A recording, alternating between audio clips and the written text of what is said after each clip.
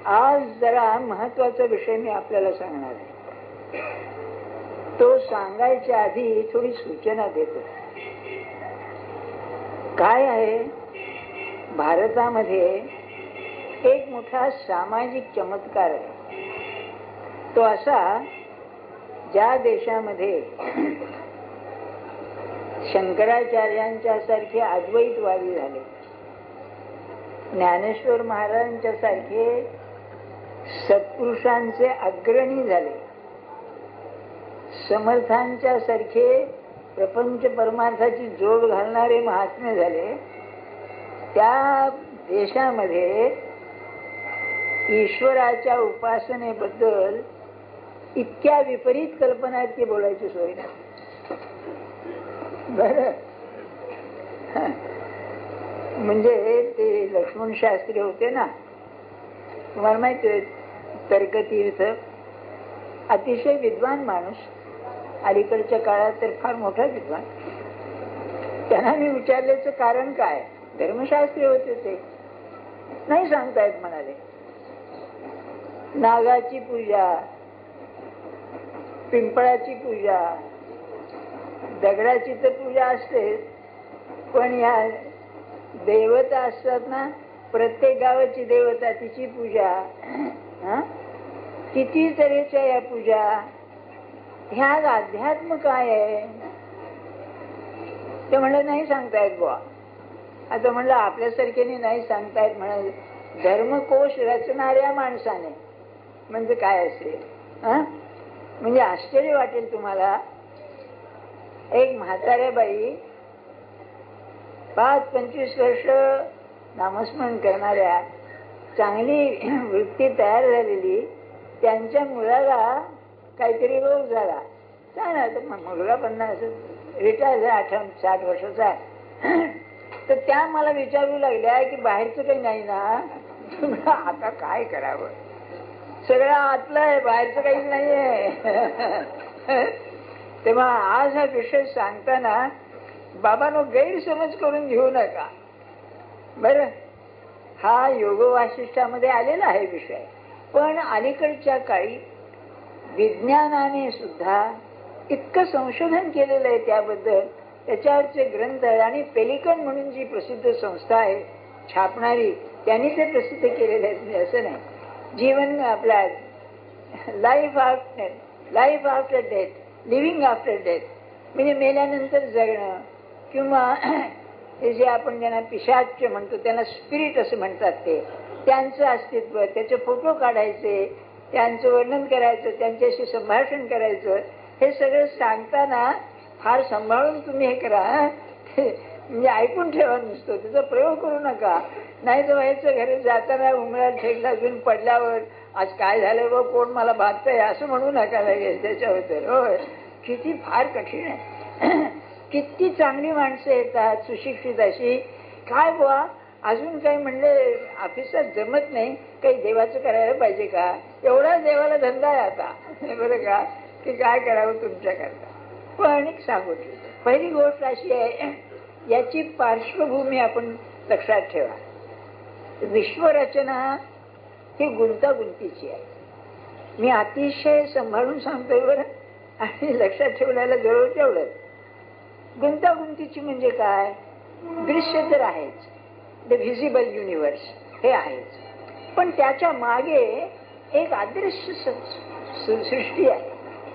म्हणजे कशी, आता एक झाड घ्या, त्या झाडांच्या मध्ये जाती आहेत ना, तर त्याच्यात काय असतं, काही झाडांना आपला स्पर्श सहन होत नाही, लाजाळू म्हणतात ना त्याला, हिंदीमध्ये हुई म्हणतात, हुई. म्हणजे त्या दृश्यामध्ये एक सूक्ष्म काहीतरी आहे. माणसाचं तर आहेच, तुम्ही पाहता माणसं काय, जनावर काय, या सर्प बिरप, तुम्हाला माहिती आहे माशा असतात ना, तुम्ही माशीला मारायला जात की तुमचा हात याच्या आधीच उडून जाते. शास्त्रज्ञ असं म्हणतात, तिला अशी काहीतरी जाणीव असते की संकट येणार म्हणा किंवा आघात होणार. हाताने आपण माशी मारू शकत नाही. डास तसेच असतात, त्यांना सुद्धा लगेच पळून जातात. बघा, काहीतरी सूक्ष्म आहे. म्हणजे it is a two storied universe. हे जे जगत आहे याचे 2 मजले आहेत. विज्ञान सांगतं बरं, त्याच्याही पलीकडे वेदांत असं म्हणतो की 2 नाही 3 मजले आहेत. आणि 3रा मजला जो आहे तो वरचा नाहीये, ग्राउंड आहे, खाली आहे, खालचा आहे. म्हणजे आपण जे जीवन जगतो ते ग्राउंड फ्लोअर, फर्स्ट फ्लोअर एवढंच. पण त्याच्याही खाली जे आहे ना तळघर, ते आणखी 3रं आहे. त्याच्याही पलीकडे किंवा तिथे मनुष्याचा आत्मा राहतो. बरं, आता हे जे दृश्य जग आहे त्या दृश्य जगाच्या गुंतागुंतीमध्ये पायऱ्या आहेत. प्रत्येकाला मन आहे. सर्पाला मन आहे. समर्थांनी दासबोध म्हटलेलं आहे की ज्या मनाच्या भीतीनं माणूस सर्पाशी वागतो त्याच भीतीनं सर्प माणसाशी वागतो. भीती सारखीच नाही. प्राण्यांना सर्कसवाले शिकवतात ना भाषा, समजतेच त्यांना. त्यांचा समज अर्थात त्यांच्या त्या बुद्धीप्रमाणे असणार, पण त्यांना समजतं, भाषा बरोबर समजते. आपल्याला मागे मी एक उदाहरण सांगितलं होतं बघा, त्या राजवाड्यांचं. मला विसरून चालत नाही, तुम्हाला विसरलं तर चालतंय. अग्निहोत्री राजवाडे होते ना, त्यांचे धाकटे बंधू इंजिनियर होते. ते हैदराबादला आमच्या शेजारी अगदी नेक्स्ट डोअर नेबर म्हणतात असे राहायचे. ते निजामच्या मोटारखान्यावरती होते. बरं, ज्याच्यामध्ये त्याच्या सगळ्या मोहरा ठेवलेल्या असत, ट्रक्स होते मोठे मोठे. तर त्या सांगण्यात त्यांचा जो साहेब होता हे सब इंजिनियर युरोपियन होता तो. तर त्यावेळेला बघा 2-3 वर्षांनी त्यांना रजा मिळायची 4 महिने इंग्लंडला जाऊन यायला. तसं तो रजेवर जाणार होता.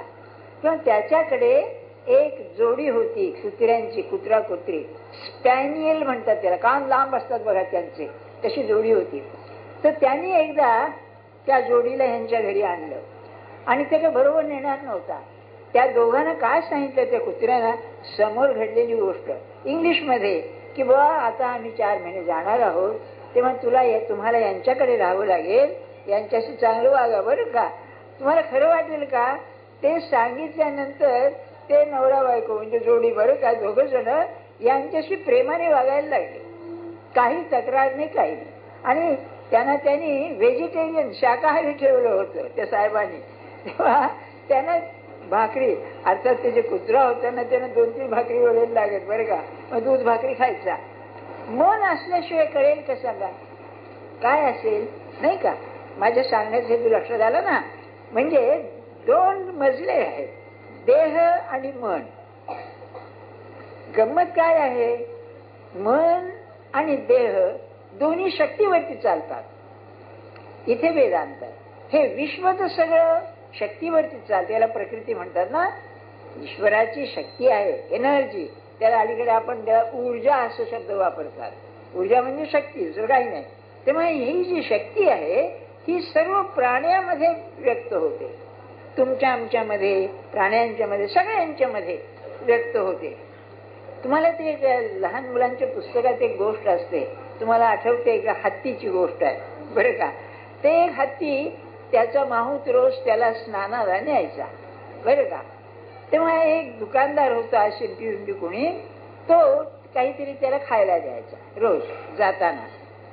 त्याच्या दुकानामध्ये कुणीतरी एक छेड करणारा मनुष्य बसला होता, म्हणजे काहीतरी खूप चेष्टा करणारा. तर तो हत्ती आला, त्याला खायला द्यायच्या ऐवजी त्यांनी जेव्हा सोंड पुढे केली त्याच्या नाकाला सोंडेला सुई टोचली बरं का. तर हत्ती गेला, स्नान करून आला, येताना सोंडेत पाणी भरून आला आणि त्याच्या अंगावर घाललं. आहे ना अशी एक गोष्ट आहे. आता याला काय म्हणणार. पण त्याही पेक्षा या जमखिंडीच्या राजाची गोष्ट सांगतो आपल्याला. ते काय, त्याच्याकडे त्याच्या बापापासून एक हत्ती होता. आता राजा असतो, हत्ती होता. तर काय झालं कोणा ठाऊक, त्या हत्तीला यांनी शिव्या दिल्या, रागावला त्याच्यावर. हत्ती गप्प बसला बरं. पण पुढे 4 दिवसांनी दसरा आला.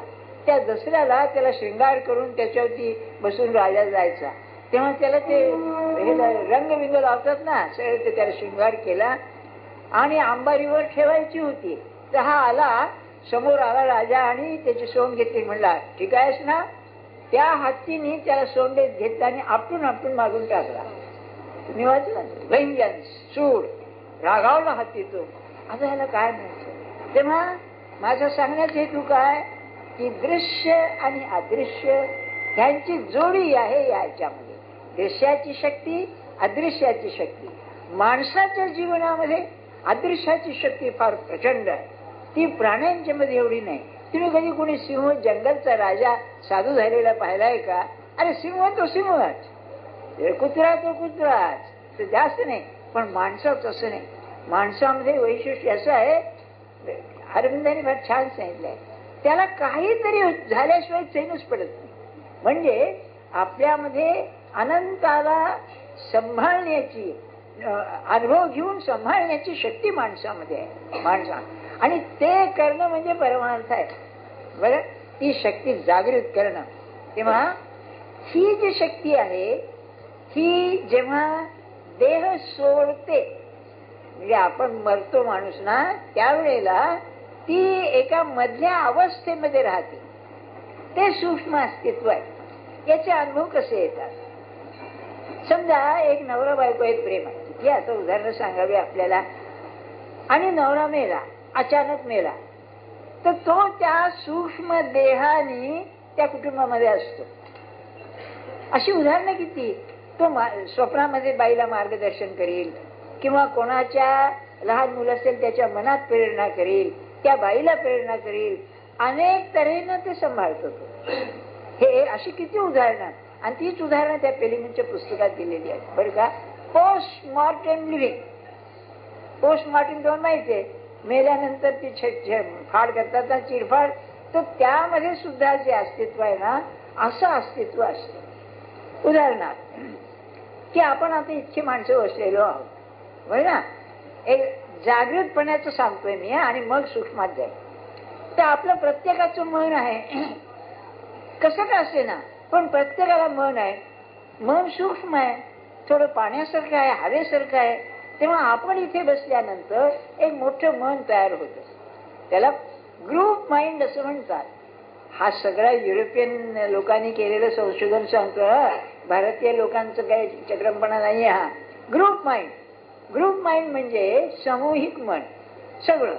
त्यामध्ये काय होतं, सामान्य माणसाची जी बुद्धी आहे ती खालच्या खालच्यावर येते. याचं उत्तम उदाहरण म्हणजे पार्लमेंट, संसद तुमचं, बरं का. तिथे काय असतं की जे बुद्धिमान माणसं असतात ती ज्या विनोदाला हसणार नाहीत किंवा ज्याच्यात भाग घेणार नाहीत, तर त्या सभेमध्ये गेल्यानंतर त्यांच्या बुद्धीची लेवल खाली येते. याचं एक अप्रतिम उदाहरण तुम्हाला सांगतो. सी डी देशमुख तुम्हाला ऐकून ठेवच आहे, चिंतामणराव देशमुख. हा जगातला एक अतिशय बुद्धिमान माणूस होऊन गेला. रिझर्व्ह बँकेचे पहिलेही भारतीय गव्हर्नर ते तुम्हाला माहिती आहे, अर्थमंत्री होते नेहरूंच्या कॅबिनेटमध्ये.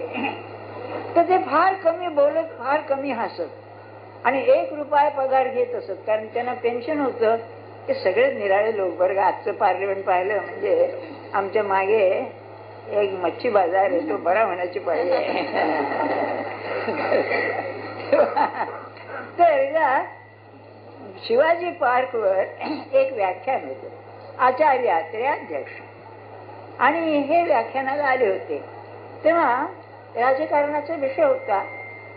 फार थोडे बोलायचे, हसायचे असे. मला काय दाखवायचंय, समूह मनामध्ये बुद्धिमान मनुष्य सुद्धा कसा खाली येतो हे दाखवायचं. तेव्हा त्यावेळेला काँग्रेसचे अध्यक्ष निजलिंगप्पा म्हणून पुढारी होते. याचे निजलिंगप्पा मद्रास कर्नाटक, अरे बरोबर चुकला, बरं झालं तुम्ही सांगितलं, मी मद्रास कर्नाटक. निजलिंगप्पा म्हणून आचार्य अत्रे तुम्हाला ऐकून ठेवकच आहे. बोलायला उठले, काय म्हणले काँग्रेस, काय अध्यक्ष, नाव काय, निजलिंगप्पा, बरं का. ते असं त्या भाषेत बोलल्यावर ते सुद्धा कदा कदा हसायला लागले, स्वतःच्या लिंगाबद्दल बोलल्या म्हणून हसायला लागले. आता हा मनुष्य इतर वेळेला हसेल, हा समूह मन आहे. बरं, तेव्हा मला सांगायचंय काय की माणसाच्या या स्थूल देहाच्या मागे एक अस्तित्व आहे आणि ते केवळ शक्ती स्वरूप आहे. त्याच्यामध्ये ग्रेड्स आहेत, पायऱ्या आहेत. जे साधू संत असतात त्यांचं संरक्षण फारच वेळ आहे, ते सगळ्यात अप्रतिम. बरं, त्याच्या खाली जे असतात तपश्चर्या करणाऱ्या लोकांचं, त्याच्या खाली जे असतात ते हे जादू बिदू करणाऱ्या लोकांचं, आणि त्याच्या खाली जे असतं ना हे पिशाच्याच. बरं, मग गीतेच्या वेळेला ज्या ह्या कल्पना वेदामध्ये असणाऱ्या त्यांनी पितर म्हटलेलं आहे. त्याला पितर म्हणजे आपल्यावर प्रेम करणारी माणसं मेलेली. बरं का, पितर भूत पिशाच ते योनीच म्हणतात. योनी त्या भूत योनी. त्याच्या पलीकडे मी सांगितलं ना, साधक भ्रष्ट होऊन मेलेले हे असतात. म्हणजे एखाद्याच्या नादी लागले. समजा एक मठपती आहे, तपश्चर्याचा आहे, आणि मठपती झाल्यानंतर काही वेळवाकडे होऊन पैशाच्या नादी बाईच्या नादी लागून मेला, त्याची अवस्था. त्याच्यानंतर मग वरच्या त्याच्यामध्ये साधक राहिले पण साधलं नाही म्हणून पश्चातापाने गेलेले, असे जे पायऱ्या आहेत ना, आपल्याकडे 7 स्वर्ग आहेत ना, ते 7 स्वर्ग नव्हे 7 लोक आहेत ना, ते आहेत. तर ते त्यांचं अस्तित्व आहे. त्याच्याही पेक्षा आणखी खाली हे झाडांचं, पर्वतांचं किंवा प्राण्यांचं अस्तित्व देवस्वरूप समजून त्यांची उपासना करणारे. नागाची पूजा तर आपले नागालँड म्हणतात ना, ते नागांचाच ते देश आहे. तो तिथे जंगल फार, तिथे सर्प फार योनी. तिथे सांगण्याचा त्याला दुसरा एक अर्थ आहे बरं का, तो काय तसं नाही. सिम्बॉलिझम म्हणजे प्रतीक. सर्प हा कसला प्रतीक आहे? शेषशाही भगवान माहिती आहे ना, आणि नाव शेष आहे बरं का त्याचा. त्याच्यावर भगवंताची योग निद्रा आहे. आजचा विषय तो नव्हे, मला आता काढायचं नाही का आपला वेळ जाईल त्यामध्ये. तेव्हा भगवंताचं काय म्हणणं आहे, खरा देव एक आहे, तो आत्मस्वरूप. माणसामध्ये जीवामध्ये आत्मस्वरूप परमात्मा संबंध विश्वाला व्यापून पलीकडे उरणारा. तिष्ठत दशांगुलम, अत्यतिष्ठत दशांगुलम. अतितिष्ठनी म्हणजे हा संबंध विश्वाचा कारभार व्यापून 10 अंगुळ उरतो. 10 अंगुळ म्हणजे पुन्हा प्रतीक आहे, त्याच्याही पलीकडे तो आहे. तर असं असताना त्याच्याशी एकनिष्ठ होण्याच्या ऐवजी माणूस भूत प्रेत झाड बिड यांची उपासना करतो, असा आजचा श्लोकाचा विषय आहे. ज्ञानेश्वर महाराजांनी त्याच्यावर फक्त अध्यात्माच्या दृष्टीने टीका केलेली आहे, जास्त नाही, पण थोडं ऐकण्यासारखं आहे. बरं, त्याची प्रचिती कशी येते मी आता आपल्याला सांगितलं की एक हुबळीला ग्रस्त होते, ते ब्रह्मानंद महाराजांच्या पैकीच होते. तेव्हा त्यांच्या घरातल्या बाई सर्प चावून मेल्या. तेव्हा एकदम ते सगळं घर उघडं पडलं. संपत्ती एवढी आणि येणारा जाणारा सगळं असं असताना उघडं पडलं. त्या बाईंची वासना राहिली आणि मग त्या बाई घरामध्ये त्यांचा भास व्हायचा सारखा. त्यांची सून होती, ती काय घाबरायची, पण मग तिला सवय झाली. म्हणजे प्रत्यक्ष ती बाई फिरताना दिसायची घरामध्ये. मग तिला काय पाहिजे, अबा तिला द्यावा असं मी ऐकतो, मला माहिती नाही. कोकणामध्ये भूत फार, कोकणातली माणसं भूत नसतात, हे राहण्याचं भूत फार. तर तिकडे अशी पद्धत आहे म्हणतात की जे मेलेले त्यांच्या कुटुंबातले लोक असतात त्यांच्या नावाने नैवेद्य वाढून बाहेर ठेवतात असं आपलं बोलतात. पण एक मी पाहिलेलं उदाहरण सांगतो. पाहिलेलं म्हणजे प्रत्यक्ष. आम्ही खाली तिकडे राहत असताना रविवार नाथ भागवत त्यावेळेला चाललेलं होतं. तेव्हा माझ्या समोर अशा बायकांच्या मध्ये एक म्हाताऱ्या बाई बसलेल्या होत्या. पाहिल्यावरच मला वाटलं हे काही साधं काम नाहीये, म्हणजे काहीतरी रोग असेल, स्थिर नव्हती. पण निरूपण संपत आल्याबरोबर ती बाई एकदम घुमायला लागली. लोकांनी पाहिलेली गोष्ट आहे बरं का. आणि म्हटलं बाकी काही बायका घाबरल्या हो, आणि ते बरोबरच आहे, कुठे आपल्याला लागलं तर पंचायत व्हायची आणखी म्हणून बरं का. तर ते थांबल्या. मी म्हणलं बाई तू कोण आहेस? की यांच्या घरी मी 3 पिढ्या यांचं रक्षण करतोय. तू कोण आहेस? मी त्यांचा मूळ पुरुष आहे असं सांगितलं. तू का आहेस? तर म्हणाले, मला जिवंतपणी यांनी खायला प्यायला पोटभर घातलं नाही, माझी खायची वासना राहिलेली आहे, म्हणून मी आहे म्हणाले. अरे म्हणजे 3 पिढ्या मी त्यांचं रक्षण करतोय म्हणाले. राहतोस कुठे? त्या घराच्या झाड आहे त्या झाडावर राहतो. ऐकून ठेवा, घाबरू नका तुम्ही. हो, नाही तर रात्री मांजर खडबड करायला आल्यावर ओ आई काय भांडण.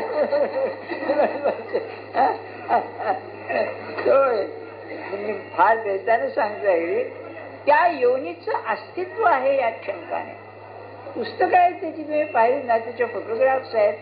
एक फोटोग्राफ असा आहे की एक बाई, हे युरोपियन सांगतोय, आपल्याकडे अजून तितकी पुस्तकं झाली नाहीत. पुस्तकं झाली आहेत पण फोटो भेटू नाही अजून. तेव्हा एक पांढरा असं काहीतरी दिसायचं घरात. कोण आहे काय आहे? तेव्हा त्यांच्यापैकी एक मीडियम जिला म्हणतात अशी बाई आणि म्हणे चौकशी करा. तेव्हा ती एक टर्किश बाई निघाली तिला आकार आल्यानंतर, आणि तिने सांगितलं माझी इच्छा तृप्त झालेली नाही म्हणून मी अशी वावरते आहे.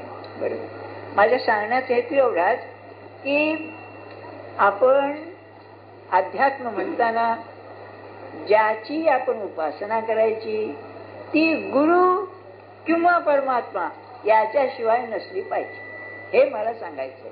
नाही तर यांती देवव्रता देवान, पितृ यांती पितृव्रता, भूतानी यांती भूतेज्या, म्हणजे असं निर्णय तुम्ही ज्याची उपासना कराल त्याला जाल तुम्ही. हे खरं नाही. म्हणजे भगवंतानी श्लोकात सांगितलंय त्याचा अर्थ एवढाच की बा याला हे होईल, फळ मिळेल. आता काय आहे त्यात? अशी तीव्र उपासना ज्या ज्या ठिकाणी होते त्या शक्ती प्रगट होतात. या शंकाने काही लोकांच्या अंगात येतो बघा. त्या अंगात येणं लबाड लोक सोडू द्या, पण काही यांच्यात खरं असतं. ते काय होतं? ते जी अनन्यता, जी एकाग्रता भगवंताच्या ठिकाणी व्हायला पाहिजे ती जर त्या क्षुद्र देवतेच्या ठिकाणी झाली तर ती शक्ती तुमच्यामध्ये यायला लागते, ती प्रगट होते. हे मला सांगायचं. मला सगळं मुद्दा सांगायचा आहे तो तिथे की त्यामध्ये मग ती शक्ती प्रगट होते. आणि मग ते बोलताना थोडं भविष्य कळतं ना, थोडं भविष्य कळतं, थोडी सूक्ष्मता असते, कळते त्याला. एक बाई होते इथे त्यांच्या असं अंगात यायचं. अहो काय सांगू तुम्हाला, ती बाई इतकी अशक्त होती की काय वेळेस जेवायला बसली तर एकदा 1 डझन केळी आणि 4 भाकरी खाल्ल्या. आणि काय तर म्हणजे आमच्या बरोबर आणखी आहेत ना म्हणून. याचं कारण असं, तुम्ही एकदा खिडकी उघडली म्हणजे कोणी पक्षी आत येतो, तसं एका बाईच्या अंगामध्ये यायची सोय झाली तर बाकीचे जे अतृप्त आत्मे असतात ते तिथे येतात. ही एक दृष्टी आहे बरं का. आणि परमार्थामध्ये ही दृष्टी माणसाला येते शंकाने. आता हा विषय राहू द्या, पण मी दुसरं सांगतो आपल्याला. असं आहे आपला प्रारब्धाचा सिद्धांत तुम्हाला माहिती आहे. पुढे प्राप्त ब्रह्मादि काही टळेना. जे घडायचं ते टळत नाही. म्हणजे काय असतं हो, तर या सूक्ष्म सृष्टीमध्ये कर्मदेवता असतात. कर्मदेवतांचं कार्य काय, त्यांचं फंक्शन काय, तर तुमचं पूर्वकर्म जे आहे ते तुम्हाला जे भोगायचंय ते बरोबर वेळेवर तुमच्या वाटेला द्यायचं. आता एखाद्या मुलाचं लग्न होत नाहीये, ती कर्मदेवता बरोबर असते. ती वेळ येईपर्यंत ती वाट पाहत असते, त्याचं रक्षण करण्याचं असतं. एक भर्तृहरीचा श्लोक आहे, वने रणे शत्रु जलाग्नीमध्ये, जंगलामध्ये रणांगणावर किंवा शत्रूंच्या घराड्यामध्ये अग्नी आग लागली असताना, महार्णवे पर्वत संकटेवा, समुद्रामध्ये पर्वतावर, तर काय म्हणाले, रक्षंती पुण्यानी पुरा कृतानी, पूर्वी जी आपण पुण्यकर्म केलेली आहेत ते तुमचं रक्षण करते. असं पुष्कळ दिसतं आपल्याला. संकट येऊन सुद्धा हाव नाही तर ती कर्मदेवता आपलं रक्षण करीत असते.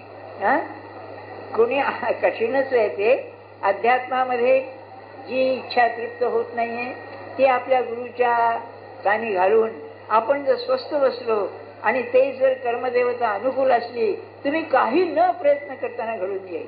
इतका धीर मात्र पाहिजे. ही गोष्ट खरी आहे. तो धीर आपल्याला नसतो.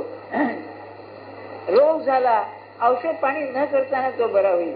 मी आपलं सांगून ठेवतो पण काही जरूर नाही, नुसता अंगारान पाणी पिऊन राहिला तर तो बरा होईल. ती कर्म जे असतं ती कर्मदेवता करीत असते. सांगण्याचा माझा हेतू असा आहे की आपण ज्या वेळेला उपासना करतो त्यावेळेला काय करतो, गीतेचं मर्म सांगतो आपल्याला. गीतेचं मर्म असं आहे की ज्याची तुम्ही उपासना करता त्या उपास्य देवतेचा आकार तुमच्या सूक्ष्म देहाला येतो. म्हणजे काय होतं, तुम्ही समजा एखाद्या क्षुद्र देवतेची उपासना करता, मनापासून करता, तुमच्या सूक्ष्म देहाला त्या देवतेचा आकार येईल. कारण चिंतन होतं सारखं. खरी म्हणजे आपण ज्या देवतेची उपासना करतो, राम आहे, कृष्ण आहे, शंकर आहे, त्या अनन्यतेनं तुमच्या देहाला त्याचा आकार येईल. याचं एक अप्रतिम उदाहरण सांगतो आपल्याला. महाराजांच्या चरित्रात असा एक प्रसंग आहे की संध्याकाळची वेळ, महाराज असे मंदिराच्या बाहेर बसले होते आणि एक मनुष्य आला, एक खांद्यावर गोठा गाठोडं घेऊन आला. काही बोलला नाही. यांनी त्याकडे पाहिलं, दत्ताच्या मंदिरात म्हणाले. तो गेला. 3 दिवस राहिला, पुन्हा आला आणि म्हणाले गिरनारला जा. तेव्हा बरोबर महाराजांचे ग्रस्त होते, म्हणाले अहो तुम्ही तू कोण, कुठला काय विचारलं नाही, दत्ताच्या मंदिरात जा म्हणला, आता गिरनारवर जा. म्हणते काय? तर म्हणाले त्याच्या सूक्ष्म देहामध्ये त्याची दत्ताची उपासना आहे मला दिसली, तेव्हा त्याला दत्ताच्या मंदिरात जा म्हणून सांगितलं आणि पुढच्या उपासनेकरता तिकडे जा म्हणून सांगितलं. म्हणजे देवतेची जी उपासना आपण करतो त्याची प्रतिमा आपल्या सूक्ष्म देहाला येते, बरं, आणि ती रक्षण करण्याचं कार्य कर्मदेवता करते, हे ध्यानात ठेवा. म्हणजे शेवटी अनन्यतेनंच परमार्थ साधतो किंवा उपासना साधते. हे जे अध्यात्माचं मर्म आहे ते ज्ञानेश्वर महाराजांनी सांगितलेलं आहे. मग काय होईल, ज्या गुरुची आपण उपासना करतो किंवा ज्या अगदी फोटोची म्हणा मंदिराची, त्याचा आकार आपल्या सूक्ष्म देहाला येतो, त्याशिवाय होत नाही, बरं. म्हणून सत्पुरुषाला ते बरोबर समजतं, कारण त्याला ती दृष्टी आलेली असते. तसंच सत्पुरुषाला भविष्य कसं कळतं, कुंडली पाहून कळत नाही आणि कुंडली पाहून कळतच नाही. कारण सांगतो याचं, ज्ञानाचं लक्षण काय आहे, सर्टन्टी. हे युरोपियन लोकांनी ज्ञान कशाला म्हणायचं, ज्याला सत्याशिवाय अस्तित्व नाही ते ज्ञान, होय ना. म्हणजे इंग्लिशमध्ये त्याला ट्रूथ व्हॅल्यू म्हणतात, की ते खरंच असलं पाहिजे. आणि दुसरं लक्षण असं आहे, ज्ञान म्हणजे सर्वसामान्य पाहिजे, नॉलेज मस्ट बी युनिव्हर्सल. ते तुम्हाला मला त्याला असं नाही, ज्ञान म्हणजे ज्ञान सगळ्यांना आहे आणि खरं पाहिजे, बरं. तिसरं जे आहे ना ते युरोपियन लोकांचं आहे, भारतीय लोकांना मान्य नाही. तिसरं म्हणजे ज्ञान व्यवहारात उपयोगी पडलं पाहिजे, बरं, इट मस्ट वर्क. ते नाही, हे म्हणतात नाही, ज्ञानाला ज्ञान म्हणून किंमत आहे. जो विद्वान केवळ ज्ञानाकरता आहे त्या विद्येचीच किंमत त्याला आहे. मग कला कले करता आहे असं आहे ते. तो आपला काही ज्ञानमीमांसा विषय नव्हे. तेव्हा ज्ञान हे सत्य पाहिजे. ज्योतिषाचं सांगतोय मी. समजा एक मोठा ज्योतिषी आहे, तुम्हाला माहिती आहे ना, तो आपली कुंडली दुसऱ्याला दाखवतो, आहे ना माहिती तुम्हाला. म्हणजे तुझं ज्ञान काही खरं नव्हे, तुझ्या ज्ञानाची खात्री तुला नाही, नाही का. हे उघड नाही का मला सांगा. अरे तुझ्या ज्ञानाची खात्री नसताना तू दुसऱ्याची कुंडली पाहून काय काय सांगतोस, म्हणजे हे ज्ञान सदोष आहे, तुझ्या ज्ञानाबद्दल खरे पण नाही तुला. आणि आपल्याकडे तू म्हणतात कुंडली जुळत नाही म्हणून. आणि ते एक प्रकार असा आहे, लग्न नको असलं, मुलगी नको आहे, नको कुंडली जुळत नाही म्हणायचं आपलं, असं आहे. किंवा अलीकडे अमेरिकेला चला, जा झालं आपले इकडे आईबाप शंक करीत बसतो आपले, मग आपले आमचा मुलगा तिकडे. आणि गंमत अशी, तुम्हाला बोल तिकडे या तुम्ही म्हणाले. आणि गंमत अशी, ते गेलेले लोक सांगतात बाकी शनिवार रविवार सोडून बाकीचे दिवस सकाळपासून संध्याकाळपर्यंत नोकरीला, आणि शनिवार रविवारी राहिलेली कामं करायची. म्हणजे आईबाप नुसते धावा खात बसतात घरामध्ये आपले. सांगण्याचा हेतू काय,